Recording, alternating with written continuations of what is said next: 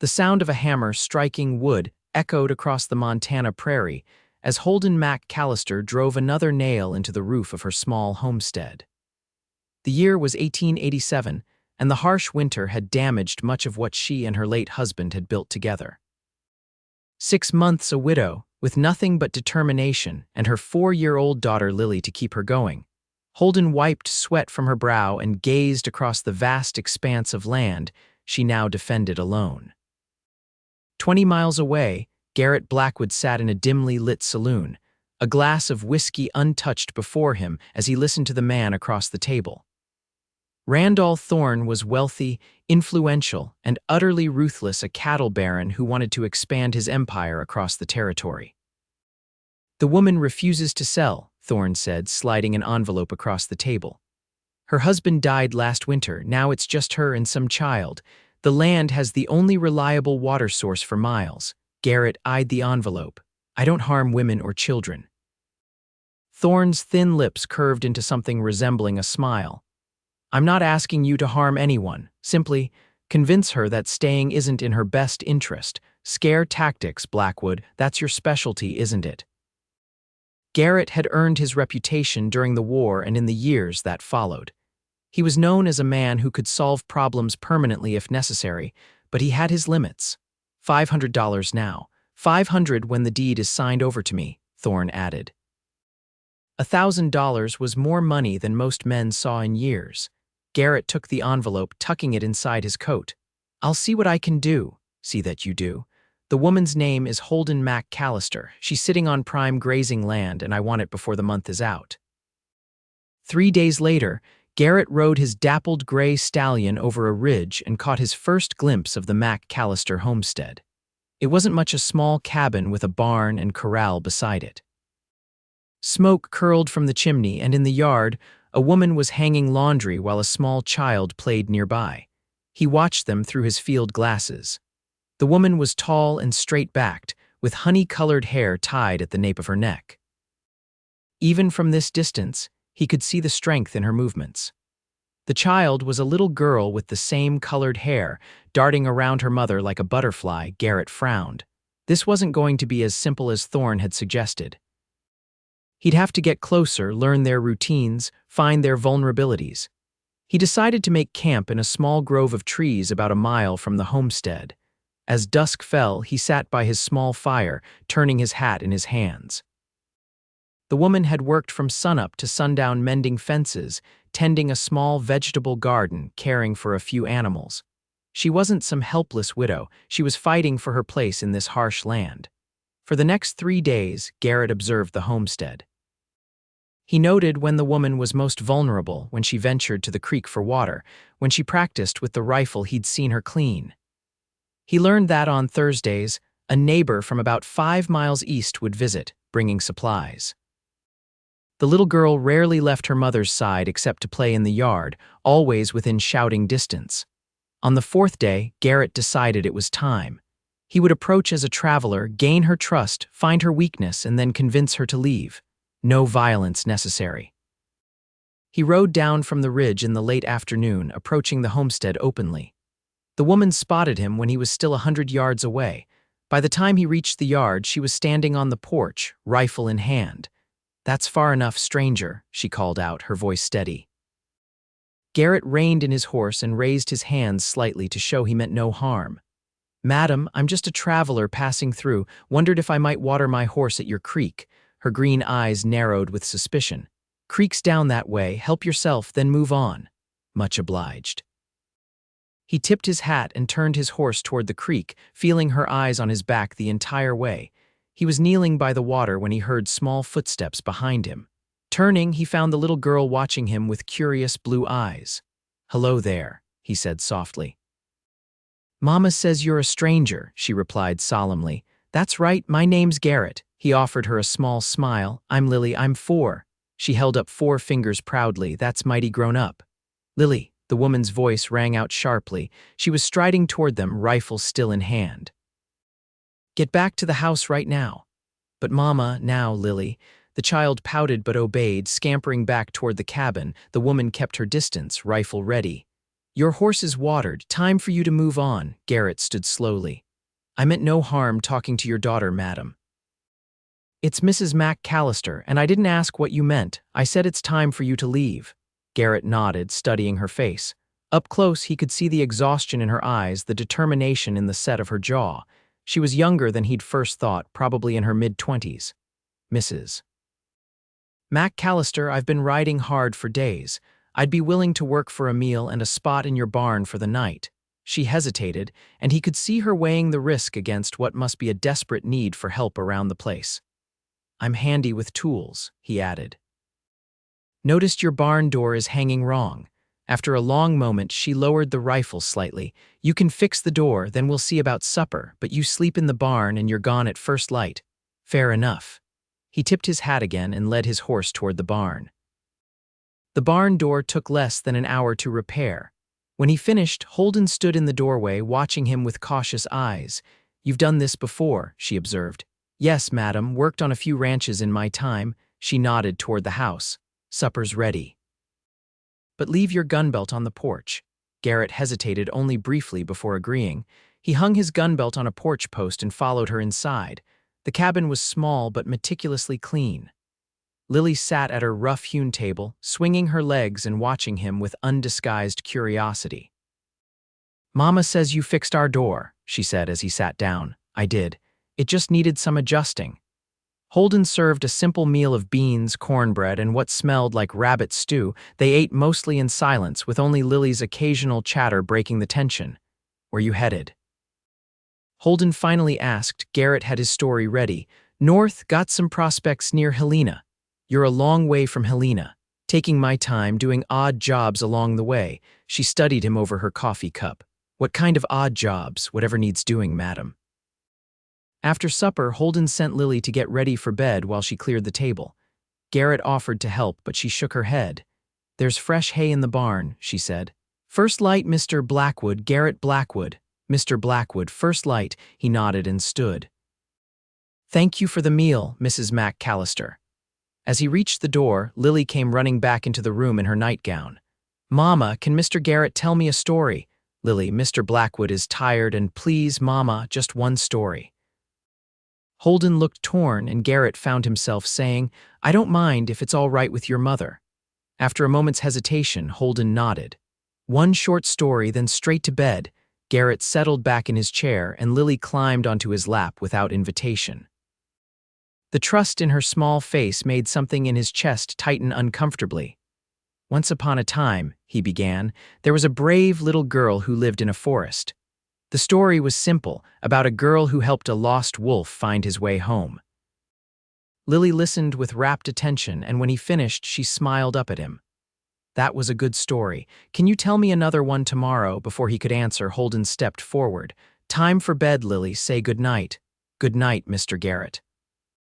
The child wrapped her small arms around his neck in a quick hug, then hopped down and took her mother's hand. Garrett sat still for a long moment after they left the room, the weight of the child's innocent embrace settling heavily on his conscience. In the barn, he lay awake on a bed of hay, staring at the rafters.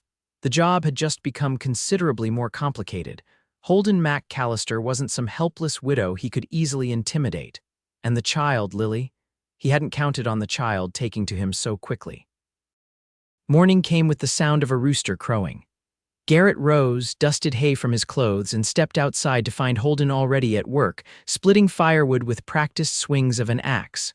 Morning, he called. She paused, wiping her brow. There's coffee on the stove if you want some before you go. He hesitated, then decided to take a risk. Actually, Mrs. MacCallister, I was wondering if you might need more help around here. I could stay a few days, get some of those repairs done. Suspicion flared in her eyes. Why would you delay your journey north? Winter's coming. Better to earn a bit more before I head into the mountains. She studied him for a long moment. I can't pay you much. Room and board would be fair, maybe a few dollars when I leave. After further consideration, she nodded. The roof needs patching, the well needs a new cover, and the north fence has been down since spring. I can handle all that. Fine, but you still sleep in the barn. Garrett agreed readily, relieved to have bought himself more time. He needed to find a way to convince her to leave without resorting to threats, especially now that Lily had taken such a shine to him. Over the next several days, Garrett worked from sunrise to sunset, repairing the homestead. Holden remained wary, watching him when she thought he wasn't looking, keeping her rifle within reach. But Lily had no such reservations. She followed him everywhere, asking endless questions, offering to help with his tasks.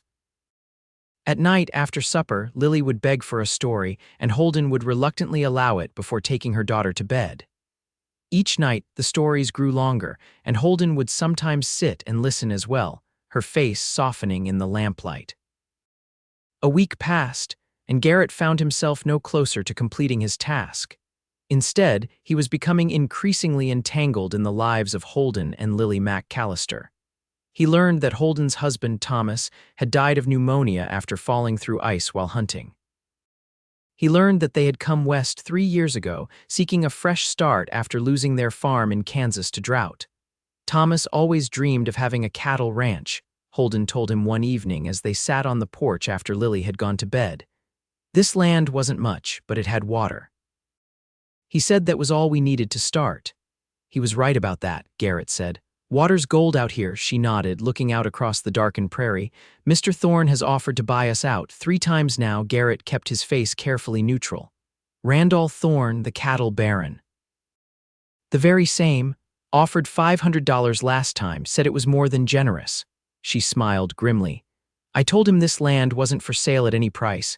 That's a lot of money, Garrett observed. It is, but this is our home. Lily was born here. Thomas is buried on that rise over there. She pointed to a small hill to the west. This is all we have, Mr. Blackwood, all we'll ever have. Garrett was silent, the weight of his deception growing heavier by the day. The next morning, Garrett was repairing a section of fence when he heard hoofbeats approaching. He straightened, hand moving instinctively to his gun as 3 riders appeared. Well, well, the lead rider called as they drew closer. What have we here? Garrett recognized the man from the saloon, Thorne's foreman, Jenkins. The other 2 were ranch hands he'd seen in town. Just doing some fence work, Garrett replied evenly. Jenkins dismounted, eyeing him suspiciously. Funny place to find you, Blackwood. Last I heard, you were supposed to be running off the widow, not working for her. I'm handling it my way. Jenkins spat tobacco juice on the ground. Boss is getting impatient. Sent us to check on your progress. He glanced toward the homestead. Maybe we should have a word with the lady ourselves. That won't be necessary, Garrett said, stepping between Jenkins and the direction of the cabin. Won't it? Jenkins sneered. Been here over a week from the looks of it. Getting soft, Blackwood, or maybe you're getting sweet on the widow. I said I'm handling it. Jenkins shrugged. Boss wants results. You got 3 more days. After that, we take care of it our way. He turned back to his horse. And our way ain't nearly as gentle as yours. Garrett watched them ride away, a cold knot forming in his stomach. He knew what Jenkins meant by our way. Thorne's men had a reputation for making problems disappear permanently. That afternoon, as Garrett was finishing the fence repairs, Lily came running across the field. Mr. Garrett, Mama says supper's almost ready, he smiled despite his troubled thoughts. I'll be right there, little one. She reached him, breathless with excitement. And guess what? Tomorrow's my birthday. I'm going to be 5 whole years old. Is that so? Well, that's something to celebrate. Mama's making a special cake, and she said maybe we could have a picnic if it doesn't rain. That sounds wonderful. He ruffled her hair gently. Lily looked up at him with those trusting blue eyes. Will you be here for my birthday, Mr. Garrett? I'm not sure, Lily. Her face fell. But you have to be, your family now. The words hit him like a physical blow. Lily, I'm just passing through. I'm not, but you take care of us like Daddy did. Mama smiles more now, and you tell the best stories. She took his large hand in her tiny one. Please stay for my birthday, please. Garrett swallowed hard. Let's go see about that supper, shall we? That night, after Lily was asleep, Garrett found Holden sitting alone on the porch steps, a shawl wrapped around her shoulders against the evening chill. May I join you? He asked. She nodded, moving slightly to make room. They sat in silence for a few moments, looking up at the stars. Lily tells me tomorrow's her birthday, Garrett finally said. Yes, 5 years old. Holden smiled softly. Hard to believe she's a special child. She is. Holden turned to look at him. She's grown quite attached to you, Mr. Blackwood. Garrett, please, Garrett.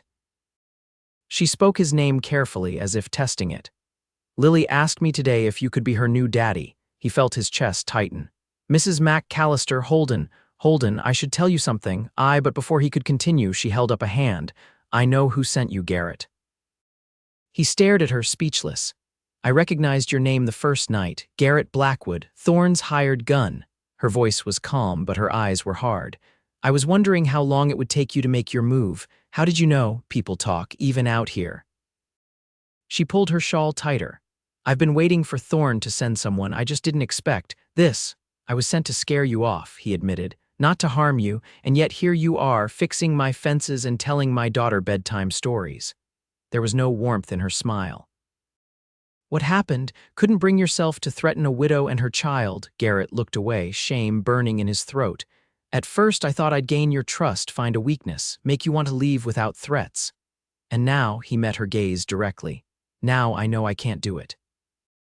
Any of it? Why should I believe you? You shouldn't, he said honestly. But Thorne's men were here today. They're giving me 3 more days to get you to leave. After that, they'll come themselves. Fear flickered across her face before she masked it. Let them come. This is my land. I won't be frightened away. They'll burn you out, Holden, or worse. He reached for her hand, surprised when she didn't pull away. You need to take Lily and go, at least for a while, and give Thorne what he wants. She shook her head fiercely. Never. Thomas died believing in this place. I won't dishonor his memory by running. Even if it means risking Lily, her eyes flashed. Don't you dare use my daughter against me. I'm trying to protect her, to protect both of you. By working for the man who wants to steal our home, Garrett had no answer for that. The next morning, Garrett was gone before dawn, riding hard toward town. He returned mid-afternoon to find Holden and Lily in the yard. They had spread a blanket on the grass, and a small cake sat in the center. Lily spotted him first and came running. Mr. Garrett, you came back for my birthday. He dismounted, smiling despite his exhaustion. I wouldn't miss it, little one. Holden stood watching them, her expression unreadable. Mama made cake, Lily exclaimed, tugging his hand. And we're having a picnic. I see that. It looks wonderful. Lily led him to the blanket, chattering excitedly. Holden served the cake, a simple cornmeal cake with preserved berries, and they ate while Lily opened her present from her mother, a small rag doll with yellow yarn hair. She's beautiful, Lily breathed, hugging the doll close. She looks just like you, Garrett said, making Lily giggle.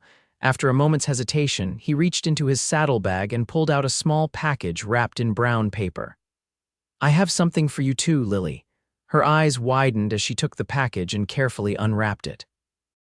Inside was a wooden horse, intricately carved and polished smooth. A horse, she exclaimed. Look, Mama, it's just like Mr. Garrett's. Holden's eyes met his over Lily's head. That's very kind of you. Later, as the sun began to set and Lily played with her new toys, Garrett took Holden aside. I spoke with the marshal today, he said quietly. Told him everything. Her eyebrows rose in surprise. Everything? Everything. About Thorne, about what he sent me to do, about the threats from his men. And what did the marshal say?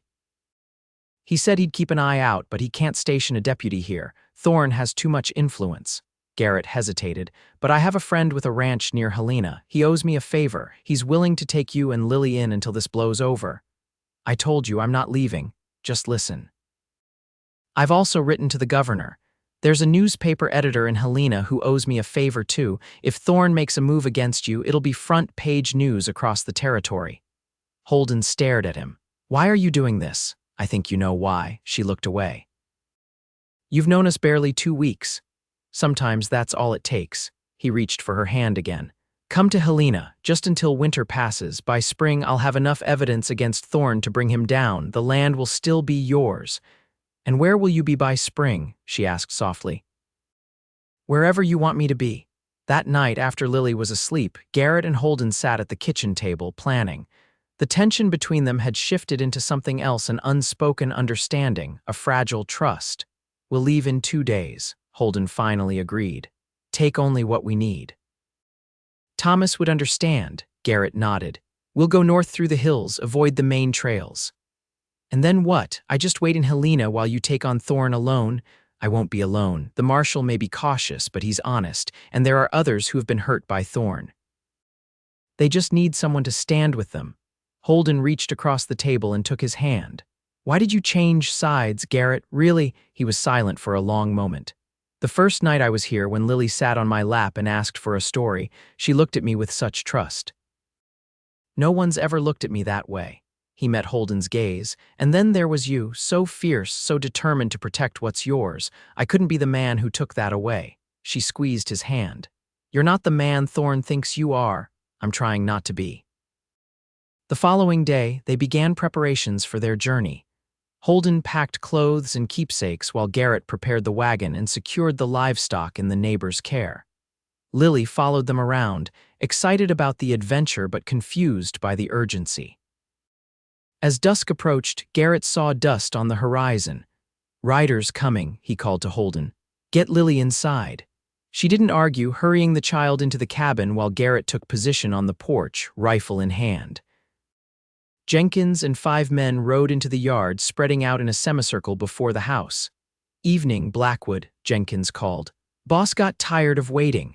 The marshal knows I'm here, Garrett replied, and he knows what Thorne is planning, Jenkins laughed.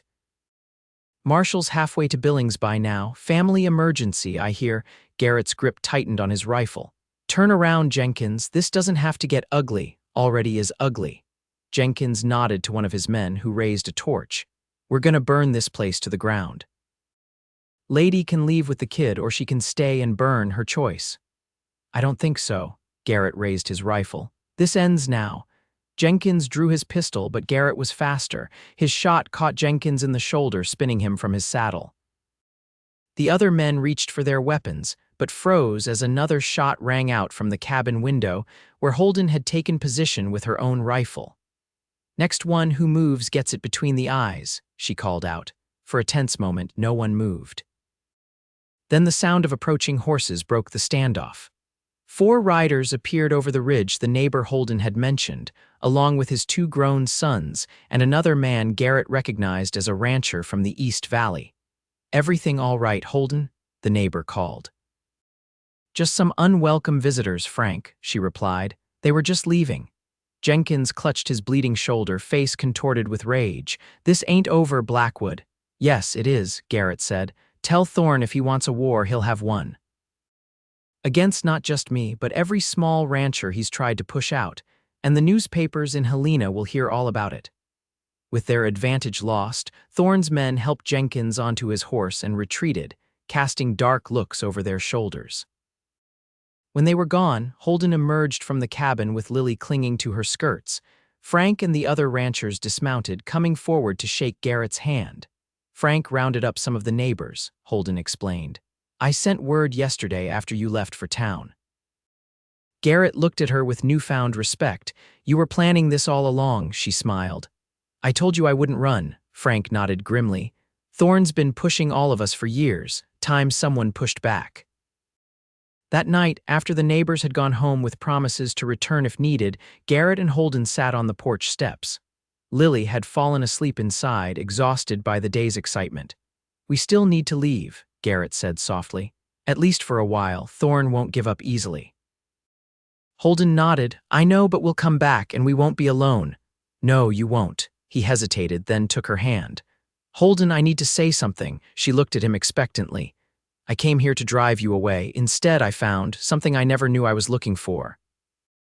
He met her eyes in the moonlight. I found a home, a family, if you'll have me. Tears shimmered in her eyes. Lily already thinks of you as her father. And what about you? What do you think of me? She leaned forward and pressed her lips gently to his.